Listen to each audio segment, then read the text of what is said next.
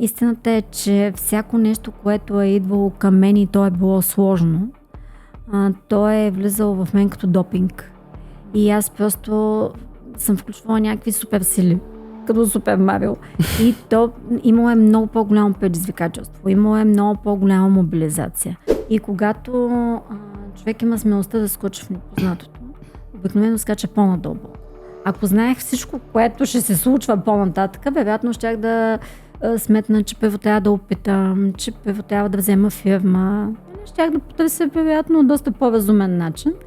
В моя случай нямаше този шанс с тази една минута. Аз трябваше веднага да взема решение и взех това решение. Ако трябва да се върна назад, най-вероятно няма да го направя по същия начин, но това го казвам от годините вече на опита, нали, на всичко, което е преминало, на грешките, които съм направила. За мен няма успех без да има грешки.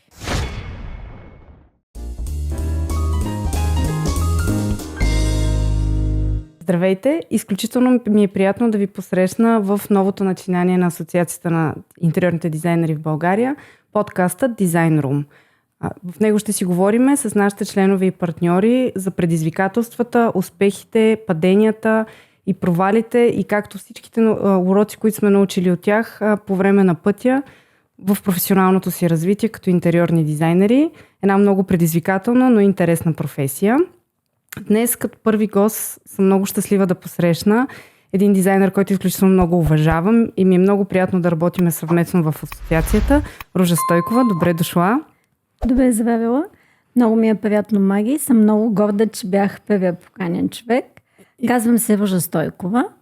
За тези, които не ме познават, дизайнер съм от професионално се занимавам с това 32 години. Иначе обичам да казвам, че съм дизайнер от 8 годишната си възраст, защото в това е минало общо взето цялото ми детство, всичките ми занимания. Управлявам фирма за интериорен дизайн в Бургас. Котруш, да, това е новия бранд на фирмата. Иначе беше много години известна като Перфект.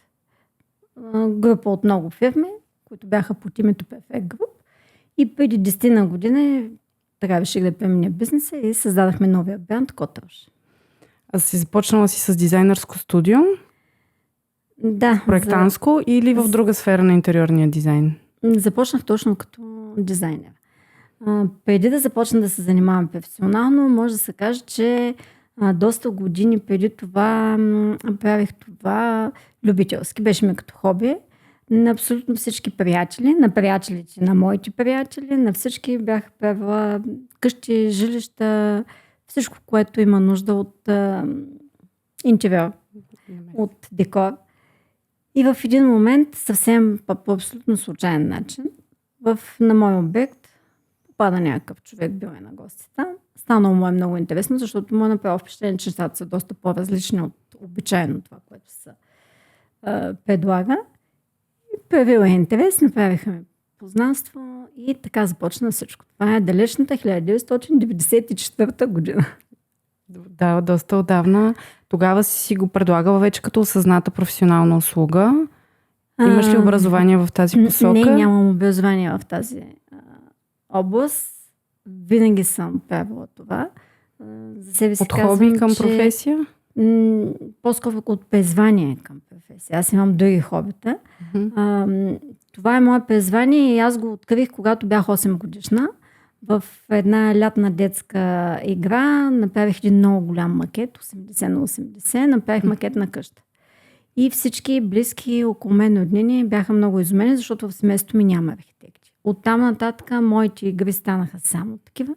И аз правих основно това. Включително съм излизала, спомням се, в някакви лета, когато съм била съвсем малка и сама, и съм излизала навън да правя малки мини вертикални планировки около блоковете.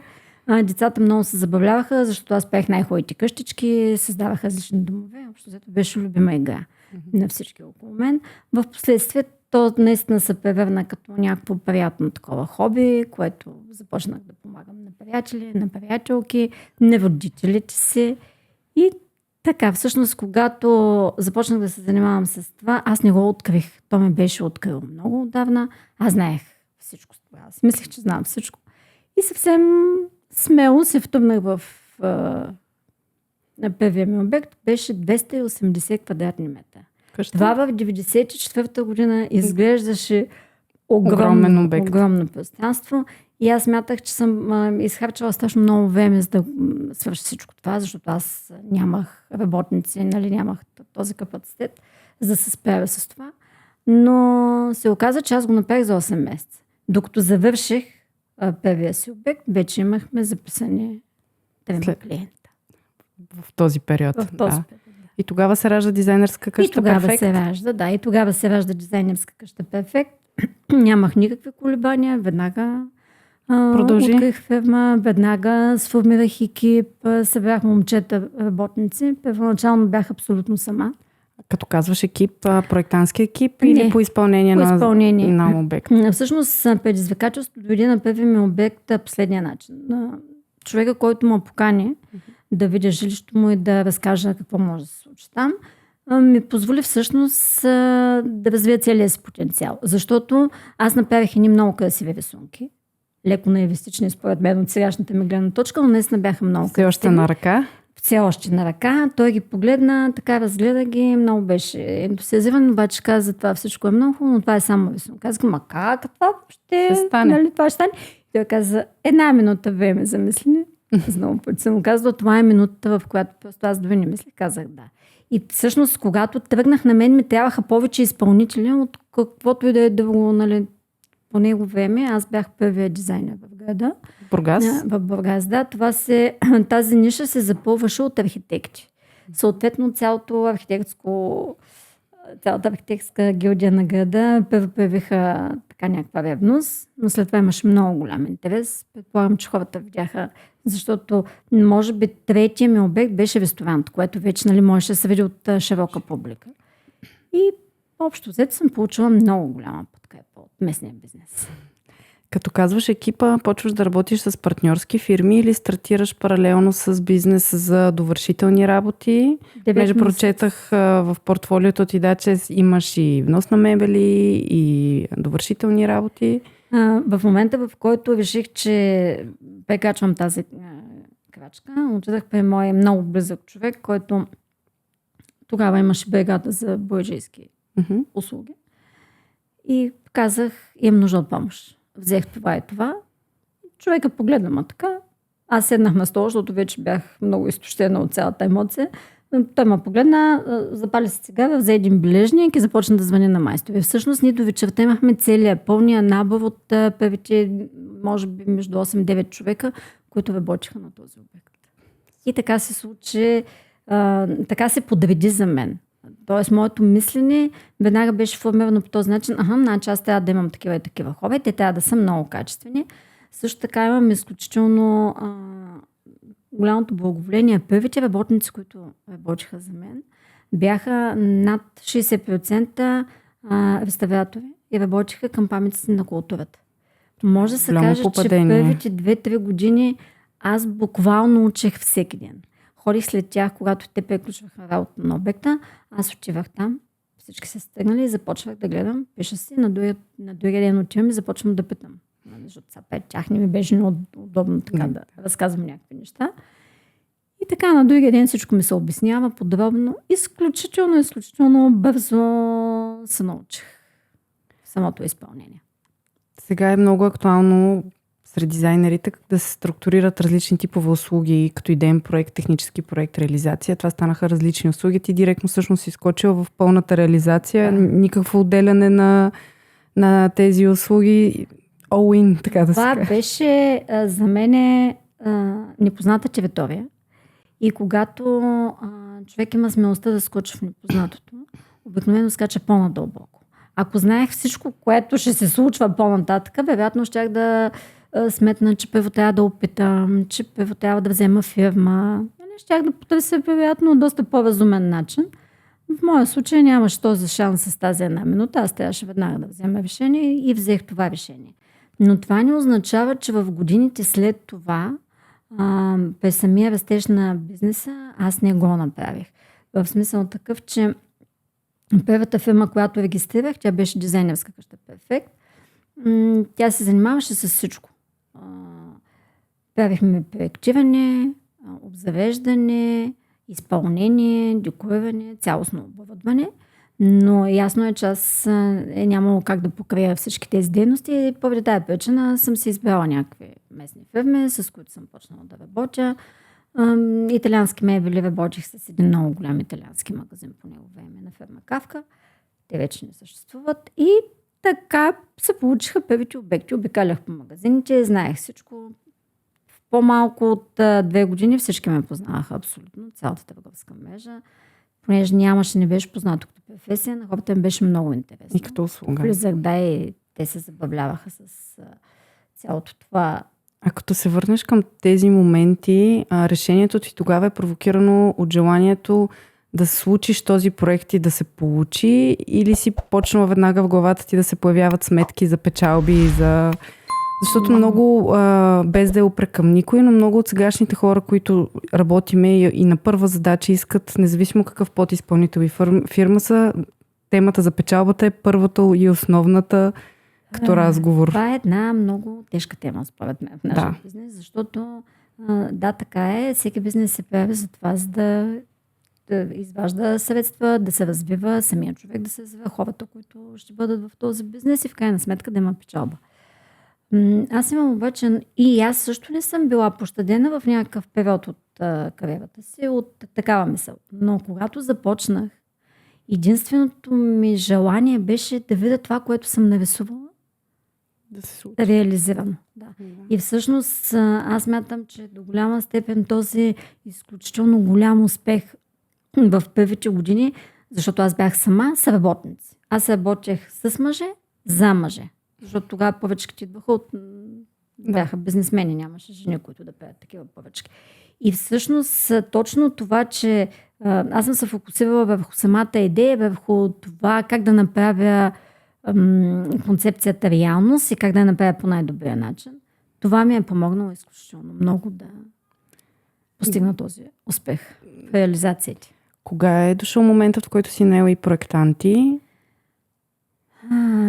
Тъй като може би беше вече на 3-та година, беше много тежко, беше много интересно, но аз съпруга ми тогава пътуваше, отсъстваше от страната, имах 2 малки деца и за мен беше много трудно да се справям с родителството сама и също така да проектирам, да надзиравам обекти, да правя всички сметки, да се срещам с клиенти и сега, когато виждам това, се чудя как всъщност съм можела да го правя. Тогава ползваше ли AutoCAD или други програми или всичко на ръка? Първите сметки се правиха на пишещи машини, не на Excel. Всички документи, да ти излезах малко по-късно, може би.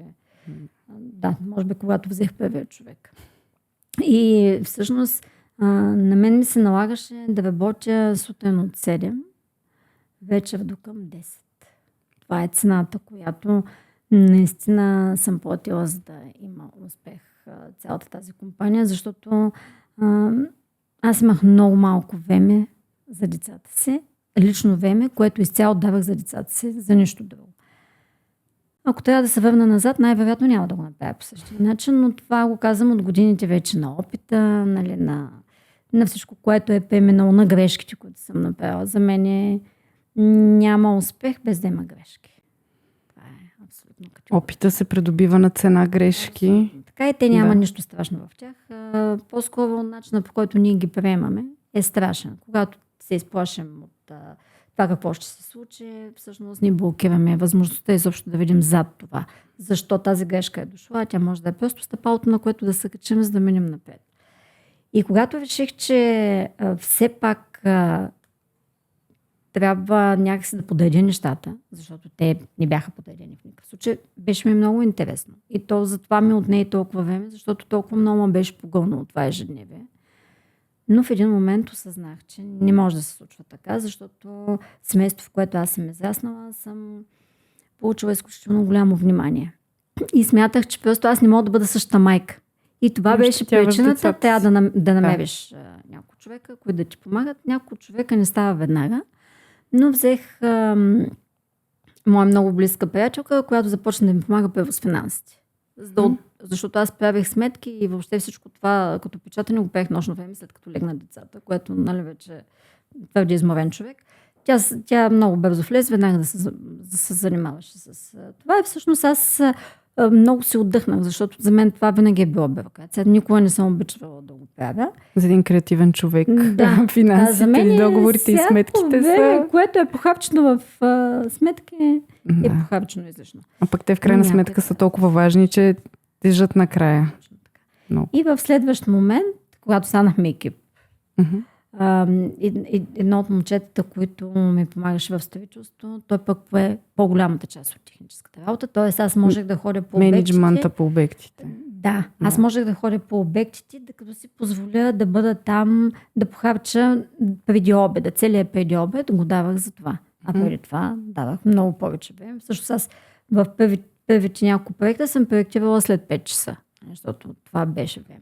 И така, както ми се освободи повече време, те съответно проекти започнаха да идват много. Нали, те се шугуваха хората около мен, че на съседния светофар има опашка с клиенти. И тогава реших, че трябва да взема човек. След това всичко се случи много бързо. Значи в момента, в който ти направиш екип от 4 човека, които да бъдат в всяка една от областите, защото аз взех човек, който ми помагаше с чертането. Ние чертахме все още на ръка. И всъщност аз правих всички скици, всички идеи, така наречени 4D-та сега, нали, правени на ръка, но някой трябваше ги превръща в работата. Чертежи, да. Да, и заедно с нея беше една девойка на 18 години, която се взех почти от скамейката. И така се случи всъщност първия екип. Там нататък работата започна да предизвиква все повече увеличение на този екип. И ние много бързо, може би на 5-та година, вече бяхме доста стабилизирани като дизайнерска къща. И колко време ти отне да го стабилизираш като звена? Предполагам, че си променила структурата във времето или не си? Как изглежда студиото ти днес толкова с години по-късно? Първоначални звена ми отне около 5 години, за да структурирам първата фирма. Когато обаче структурирах нея, аз видях, че ние имаме много по-голям потенциал и втората фирма, която създадах, беше за внос на италиански мебли. Ние си внасяме сами меблите. За вашите проекти или и за допълнение? Изобщо. Да, като магазин. Ние имахме магазини в Бургас, в Пловдив и в София, но малко след кризата 2009 остана само в Пловдив. Магазин, който работи с партньори. Когато решихме, че ще отворим магазин за италиански мебли, беше едно ново предизвикателство, защото на практика ние направихме още един офис. Защото един магазин за италиански мебли, когато не е структуриран в чисто търговската си дейност, не трябва само да продава, няма само такава идея. Той продава дизайн, към който слага италиански мебли. Всъщност той се превърна в второ студио. Нали, което работеше на малко по-декоративен принцип. Нали, докато в дизайнерска къща клиентите идваха и ние правихме пълни проекти. На другото място, само ако те пожелаеха, иначе те можеше да не извикат пълно бойдисно, готово ние да заведем и да декорираме. А ти ли менажираше пак идеите и концепциите по тези проекти или си синела хора за Пловдив? В Пловдив аз всъщност направих партньорска фирма с моя приятелка и партньор от Италия, която е от Пловдив и до ден днешен работим с нея. Всъщност тя си беше в магазина в Пловдив. Аз бях в студиото и в магазина в Бургас. Някъде на около 10-та година, мисля, че, защото правихме така голямо празненство, вече имахме търговска фирма, имахме и строителна фирма. Веднага след като направихме всъщност търговската фирма, разбрахме, че трябва да има много по-голям потенциал за самото изпълнение, че не можем да разчитаме на хора на повикване. И тогава направихме строителна фирма за довършителни дейности. Имахме собствени работници, които си бяха на заплата, някъде около 40 момчета, които всичките бяха като художници в занаята. Нямаше просто. Аз през годините не съм виждала толкова мощен екип, който да работи довършителни дейности. След това обаче ние се оказахме в големия бум на строителство с хотелите. И за да не изхабим тези хора, защото те нямаше как да работят на масови проекти, направихме друга фирма, която беше строителна. След нея направихме фирма за внос на мебли от Европа, внасяхме от Полша, направихме и такива магазини. И общо взето в 2006 година ние се оказахме с 4 основни фирми, които покриват всичко в този сегмент и няколко малки, които подпомагаха цялата структура. И тогава се води Perfect Group. Къде и коя е главната роля в всичките тези структури, проектирането и дизайна като креативност и като идейна дизайнер? Били ли са ти водещи или по-скоро бизнес развитието на целия сегмент? През цялото време, до 2006 година, докато не създадахме консорциума, основният ми фокус е бил върху проекта. И до ден днешен, в 80% от обектите, аз съм човека, който ги издава и ги декорира. Да, клиентите много се изненадват от това. Аз обичам тази работа. Всъщност всичко друго съм развила заради нея. Много от нещата, които развих, съм махнала в последствие. Защото когато направиш такъв голям бизнес, обаче искаш да вършиш другото нещо, всъщност се наложи да включа партньори. Т.е. хора, които са работили преди това в самите фирми. Аз направих съдружници и ние станахме една много голяма и много значителна група не само за местния бизнес. Да, защото тук идвам поне това, което аз съм видяла и усещам, креативността, изолираността, авторството в един проект е в огромен конфликт с всичките структури, администрации, бизнеси, финанси. И двете неща страшно много си пречат едно на друго. Точно. Както и ако искаш да доизмислиш проекта да стане по-интересен, по-скъп, по-завъртян, пречи да се завърши бързо, да се затвори бързо, да се вземат финансите за него. И много така е рядко да се получи добра симбиоза между двете неща и много пъти се срещат много колеги, които тръгнали се по единия път, отказали се и обикновено едно от двете неща изостава или човека личностно търпи бърнаут, търпи сериозни проблеми и така нататък. Значи развитието на един такъв бизнес при всички положения води до някакъв момент на тупик. Това, което ние тогава се умяхме да направим, беше огромна, много голяма сила в екипа. Тоест хората, които застанаха и се обединиха тогава около идеята Perfect, те бяха, в никакъв случай никой няма как да се клонира който и да е човек. Но човека, който застана и работеше, проверяваше всички проекти, абсолютно беше верен на идеята. Човека, който движеше цялото строителство, беше абсолютно верен на идеята.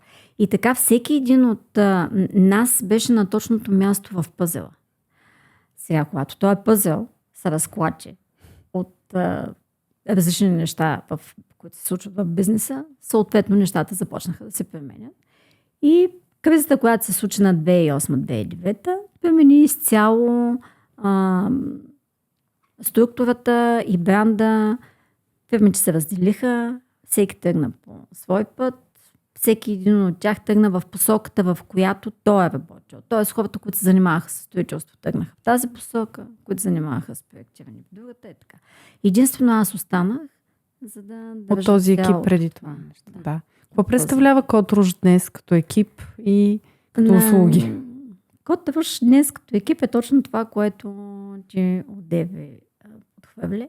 Това е онова ядро, което има потенциала, капацитета, желанието най-вече да обърне внимание на най-дребните детайли. Всъщност аз, връщайки се назад, смятам, че ние се изгубихме в момента, в който изгубихме детайла като фокус в самото проектиране, не като изпълнение на проекти, а просто онази креативност, която има някаква завъртулка, някакъв цвят, нещо, което ще предизвика. Кое ви докара до това да я загубите тая креативност и многото забързано ежедневие, проекти? Много бързи растеж. Много бързи растеж. Всъщност, връщайки се назад, смятам, че ако бяхме изминали този път малко по-бавно и си бяхме дали още 2 до 3 години, ние щяхме да се окажем в центъра на кризата с много здрава, стабилна фирма и нямаше да имаме този проблем. Защото когато 2009 година фирмите започнаха да фалират и да се разпадат различни структури, ние бяхме инвестирали прекалено много финанси. Всъщност бизнес частта от цялото мероприятие развали структурата. Накрая всичко опира в едно въпрос. Ако не бяха, суми в банката. ако не беше толкова икономически развит бизнеса, беше фокусиран върху частта с арт и въобще с изкуството в него, ние щяхме да се окажем, защото и минахме етапа с хотелите, наистина с много сериозни проекти, и щяхме да се окажем в най-голямата криза с много средства, с които тогава вече имаш възможност, когато падат големите фирми, да развиваш. А сте инвестирали в заплати и хора или в и машини, Във и всичко структури, кредити? В структури, във всичко. Не, така бих казала, не съвсем зряло. Но когато човек прави бизнес в тази област, е добре да помни да се придържа фокуса си към самата област. Към това, което може би си най-силен и ти се отдава най-добре. Да. Ти, когато си наела първоначално финансите, твоята приятелка си смятала, че това ти е на тебе най-досадната и слабата част. Да. Това, коментирайки с колеги различни, обикновено хората няма отстъпват много тази част, защото си казват, ами как ще знам, кой ще знаят какви пари имаме, кой ще има, и я държат много хора без никога да отстъпат. Да, така е, обаче това за мен беше човек, с който аз съм прекарала, всъщност ние се познаваме от 6 годишни. И това е изключително голямо доверие. В смисъл, не го е имало този проблем. Аз съм сложила някакви ясни правила, нали, тя всъщност вършеше цялата оперативна работа. Иначе цялото договаряне винаги е минавало и до ден днешна. Аз никога не съм отстъпвала от това. Да разбирам, че ако върнеш лентата назад, по-скоро не би си променила пътят или би, и по-скоро би забавила растежа на... В никакъв случай не би го променила. Изключително съм благодарна. Чувствам се наградена по някакъв начин. Незаслужено според мен, че съм дошла така, че съм имала всичките тези възможности. Просто не бих направила този бърз растеж. И бих в годината 2006 просто бих дала още време за себе си и за хората около мен, които също имаха нужда да се научат. Просто бих забавила растеж. Всичко ще да се случи. Да. Има ли проект, който най-много те е изплашил, а в последствие те е научил на най-много неща? Можеш ли да откроиш някой конкретен, за който да ни разкажеш? Който е било изключително предизвикателство за тебе, но пък е бил важна стъпка в развитието ти? Не е имал проект, който да ме изплаши. Аз знам как звучи това. Истината е, че всяко нещо, което е идвало към мен и то е било сложно, то е влизало в мен като допинг. И аз просто съм включвала някакви супер сили, като Супер Марио. И то имало е много по-голямо предизвикателство, имало е много по-голяма мобилизация. Има един проект във времето на нашия растеж, който ми даде много голям кураж. И това е 2003 година. Ние правихме първия си голям хотел, защото преди това имахме опит с някакви малки. Първия голям хотел, който беше 22 000 квадратни метра и беше на Феста Холдинг сега. Това е хотел Панорама в Несебър.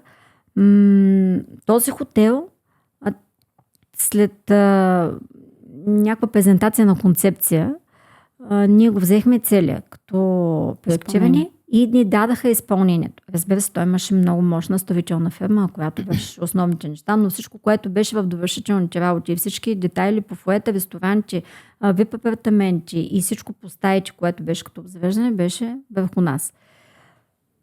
И тъй като в някакъв личен аспект това беше за мен труден период. Този обект може би много силно ме стимулира и много ме изправи. Цялата мобилизация, която проявих за краткото време, което те ни дадаха, защото ние имахме 8 месеца, за да направим този проект. От проекта до реализация. От проекта до гостите. Значи аз си спомням, че гостите трябваше да дойдат на 2 юни. Момчетата излизаха от задния вход. Беше прясно бойдисано на места в фоето, а пък гости влизаха отпред. Какъв екип от ваша страна участва по този проект? Като бройка? Да. Като бройка, значи бяхме може би около 6 човека проект, дизайнери и проектанти и много мощна строителна част.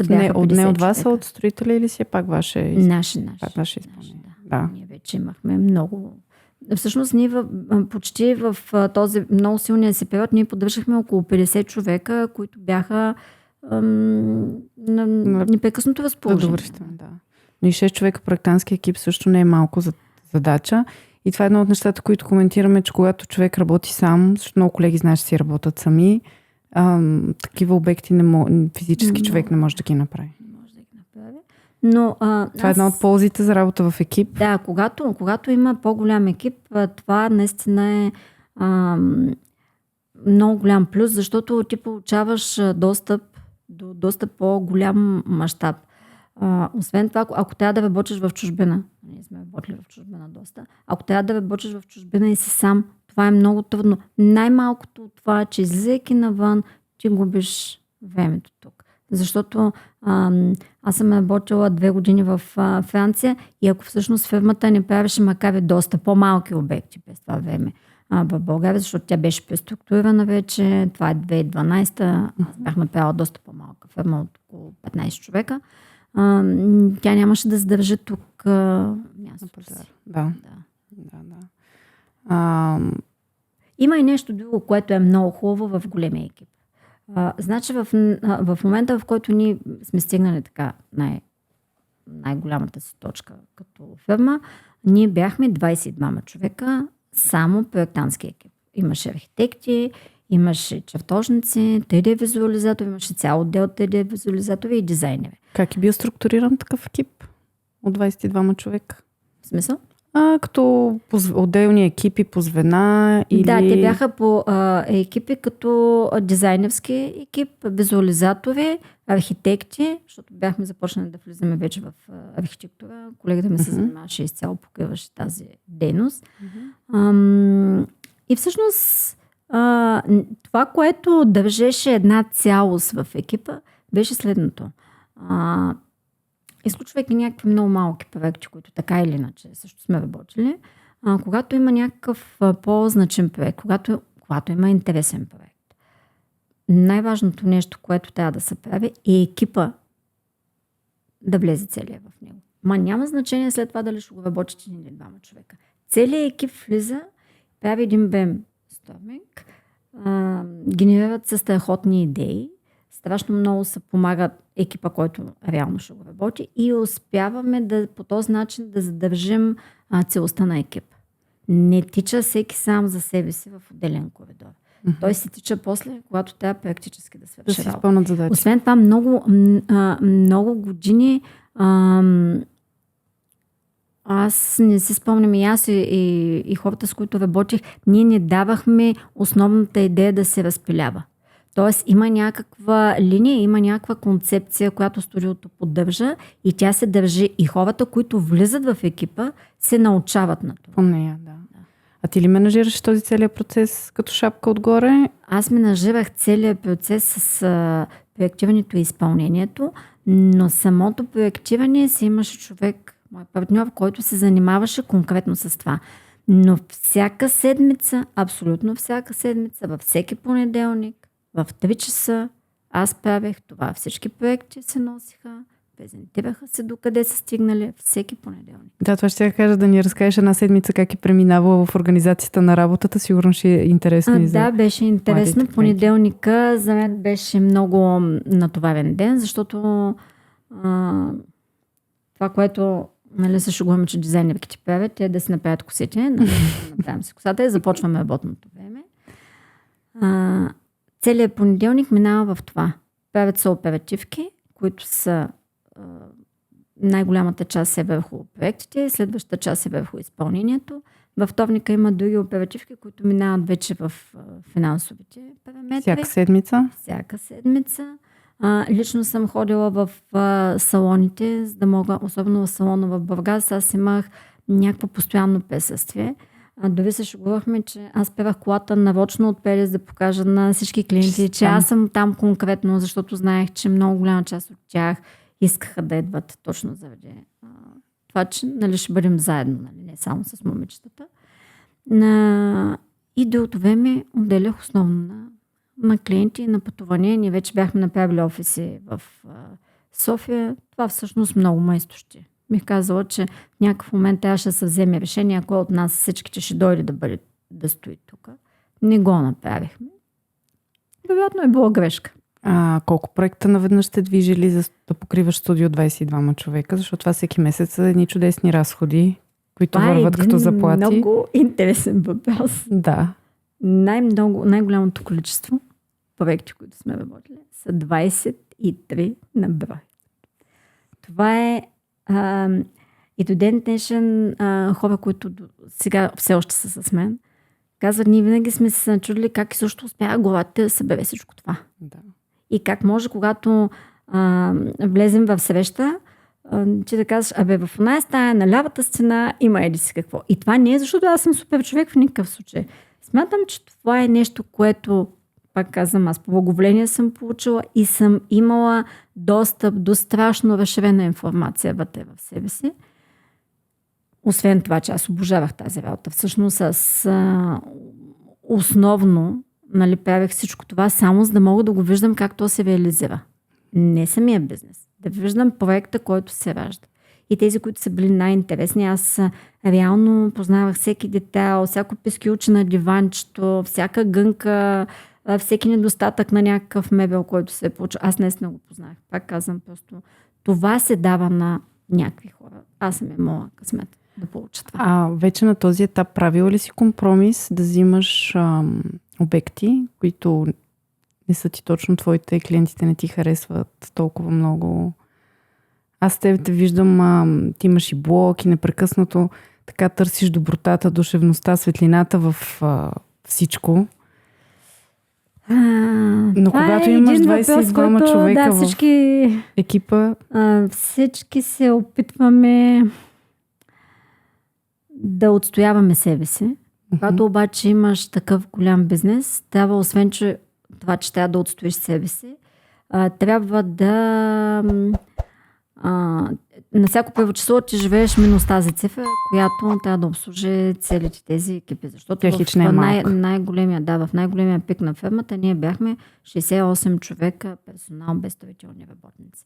Това са страшно много хора, това са много разходи и това е работа, която пак казвам, ние според мен не бяхме готови на твърди младата си възраст да износим. И да, направих такива компромиси и взимала съм такива обекти, които не са по вкуса ми. И да, имала съм такива клиенти. Има обаче нещо, което е много важно.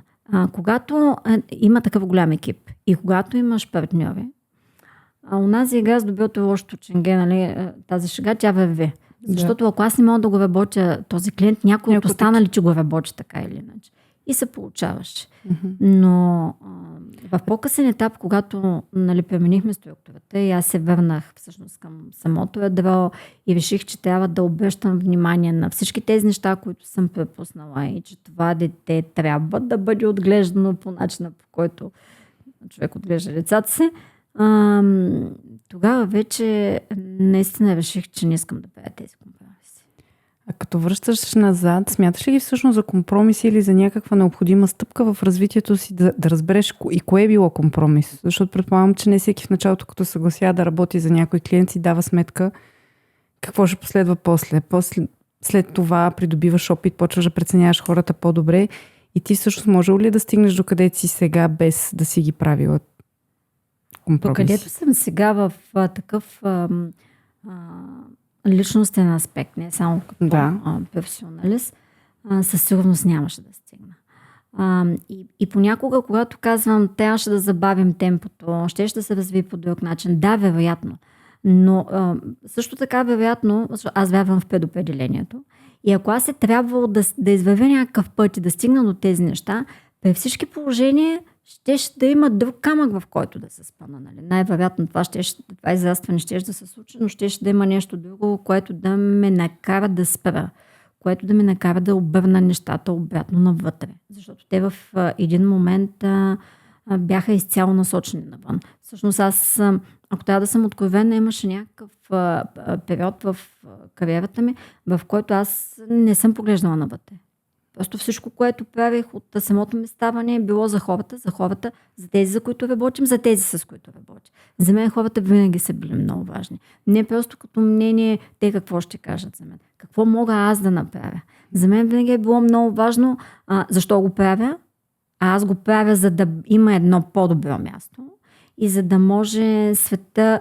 Аз не мога да променя света и не живея вече с тази илюзия на 58 години, но със сигурност знам, че ако променя моя свят около себе си и успея да променя 10 човека, които са много близо до мене, и те се заразят с това желание за промяна. И ако те променят 10 човека около себе си, ние ще променим света. Аз и до ден днешен вярвам в това. Да, и това е нещо, което може би ние може да направим. Така е. И което зависи от нас и за което трябва да си даваме енергия. Аз вярвам, че нашата работа е директно свързана с това.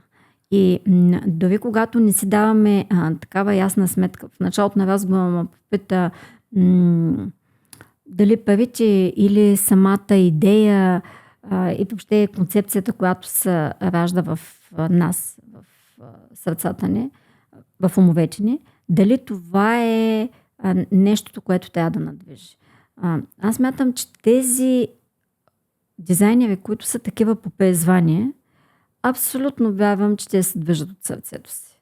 Защото виждайки нещо в местото, което ще проектираме, или в човека, който е дошъл, точно това нещо води нашата провокация.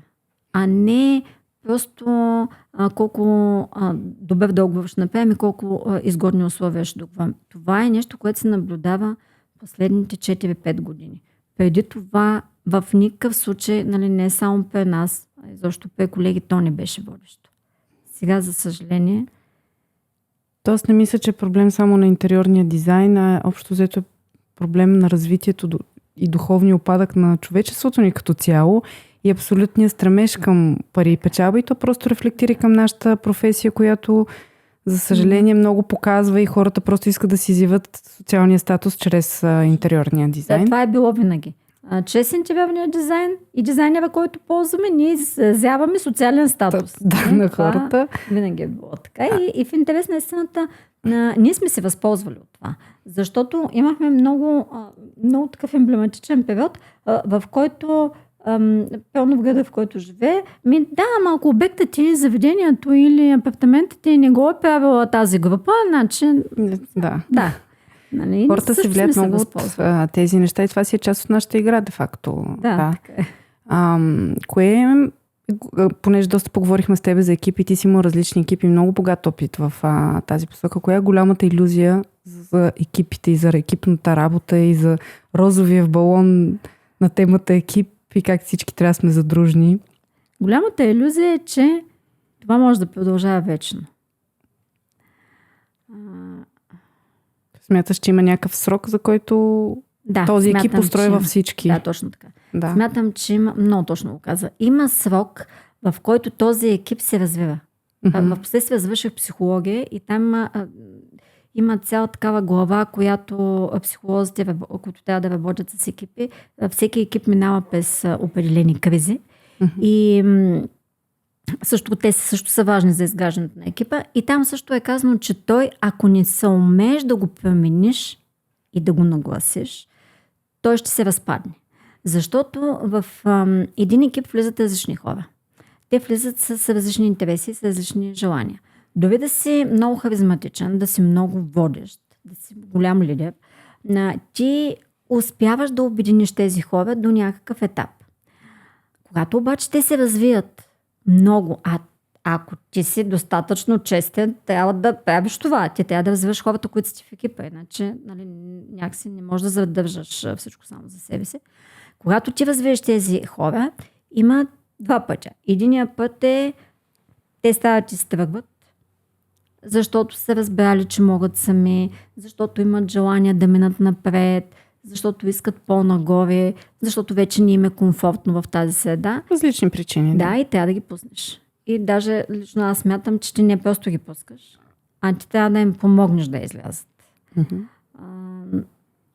В Бургас се шегуват, че една много голяма част от местните фирми всъщност са работили в Перфект. Аз съм имала обаждани от конкурентни фирми, от търговски фирми, които са ме питали, няма ли да съкръщават, няма ли да пеете чистка, искаме да вземем от вашите хора. Нали, аз даже на единия мъж голям бях комплимент. Казала, да, голям комплимент. На единия мъж му бях казала, нали разбираш обаче, ако съм ги уволнила, има пече, но той вика, ще ме остоева. В смисъл такъв, ние много се учихме хората. Ние си имахме програма, по която да ги обучаваме. И въпреки всичко, тези хора са си отивали. Има една друга практика, която също пробвахме и аз смятам, че тя е много удачна, да даваш възможност. Да даваш възможност на хората, които са около тебе, да се развиват. Ние си бяхме развили такава система за не просто партньорство, а за съдружие. Тоест ти във фирмата можеш да взимаш съдружници, младши, на които да даваш малък процент и те вече започват да гледат на тази фирма като на собствена фирма. А ти им даваш възможност те сами да си определят бюджет, хора и неща и ти стават като партньори? Ами не, ние работим, всъщност ние взимаме работа, която когато е много, той просто може да почне да движи конкретна задача. Конкретна задача или конкретна част. Хубавото на по-големите екипи е това, че отдеве го препуснахме да го кажем, че можеш да работиш различен вид интервюри. Защото когато студиото е много малко или когато ти си сам, няма как с тази същата енергия и креативност и сила да работиш всички стилистики. Няма как да се случи това. Нали? Аз съм минала през абсолютно всички стилистики, които е било възможно да се работят. По простата причина, че винаги в екипа има някой, който работи много добре индустриален или работи минимализъм, или работи арт. Нали, просто различните хора поемат и стават водещи в този екип. Но да, екипите не са вечни, ти го каза много точно. Може да вземеш този цвят от екипа и да дадеш възможност на тези хора, нещо, на което аз сега много залагам в този етап от живота си. Да, като работиш с хора и с екип, някакси си ги приемаш, особено когато ти е така по-тесен кръга в офиса, си ги приемаш като вид семейство и приятели. И да, и тия промени, те са неизбежни. Да. Трудни са първия път. После се свик. Да. Обаче те ти носят много зрялост за всички следващи случаи.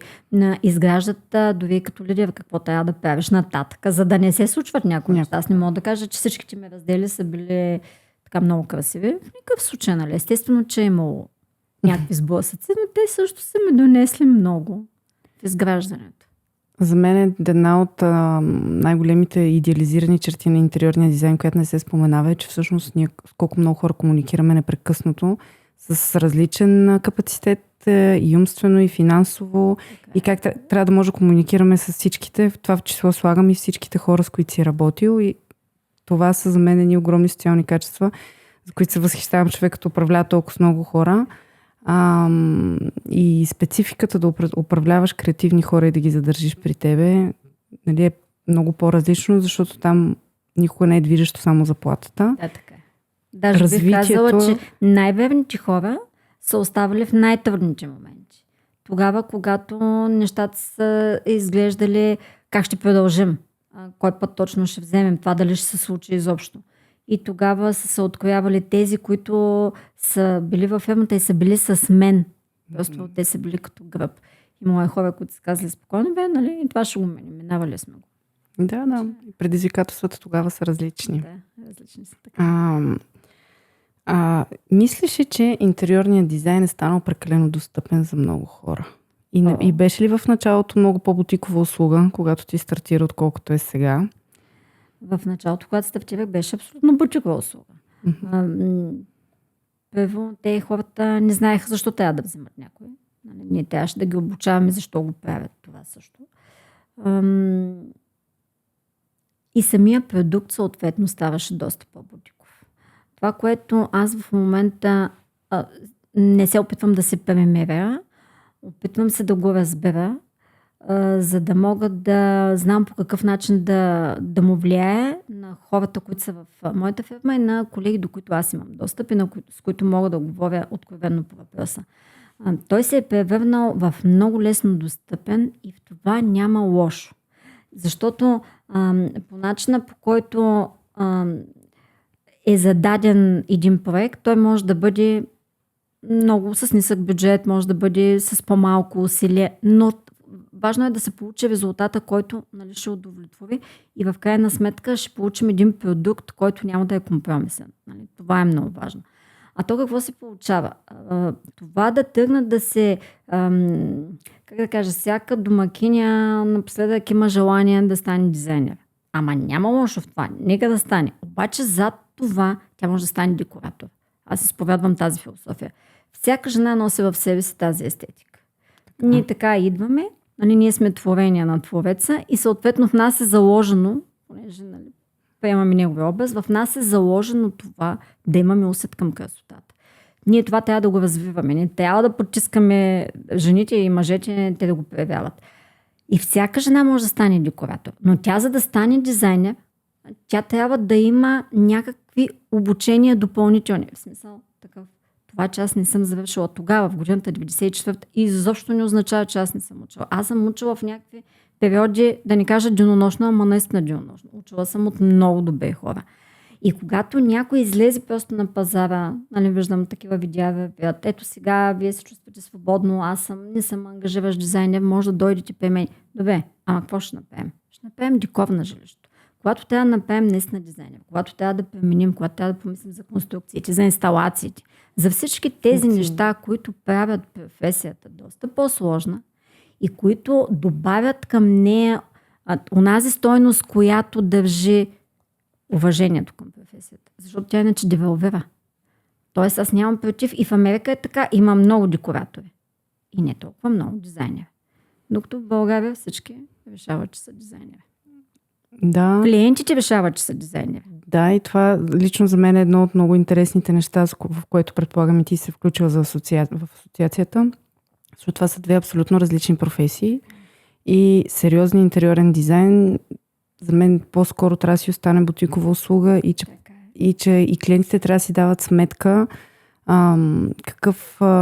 какво взимат, защото не може с някой, който ти е написал, че ще си яде 2 чертежа и 3 картинки за 1000 лева и това да се каже, че е интериорен проект. Няма нищо общо с професионалната работа. То просто не е интериорен проект. Да. Може би ние обръщаме малко внимание на тази част, всички, които са професионалисти, на тази част да презентираме какво представлява самия проект. Ние презентираме 3D-та или картинки от изкуствения интелект. А ние трябва да презентираме същността. И аз винаги съм изключително доволна, когато дойде клиент и каже, какво представлява извън картинката?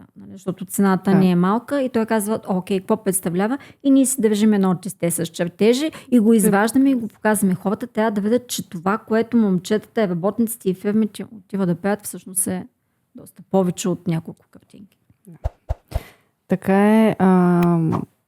Няма как клиентите да го знаят. Трябва и ние да им го показваме това нещо. И като завършваш въпрос, ще попитам, смяташ ли, че има добра гилдия на интериорните дизайнери? Смяташ ли, че се подкрепяме помежду си достатъчно? Откровенно не. Има ли ме къде да работиме? Да, аз смятам, че има много изключително добри дизайнери в България и смятам, че асоциацията има изключително важна и водеща, безапелативно водеща роля. Защото това, което е било разпиляно в годините, много лесно може да бъде събрано, когато се дадат ясни точни правила, когато се даде формулировка и когато това се регламентира. Всеки регламентиран дизайнер ще усети силата на асоциацията зад гърба си. Така е. Да. Много ми беше приятно, Ружи, ти благодаря за много подробния и изчерпателен разговор. Надявам се и на колегите да им е интересно, както ми беше на мен. Благодаря. Благодаря ти.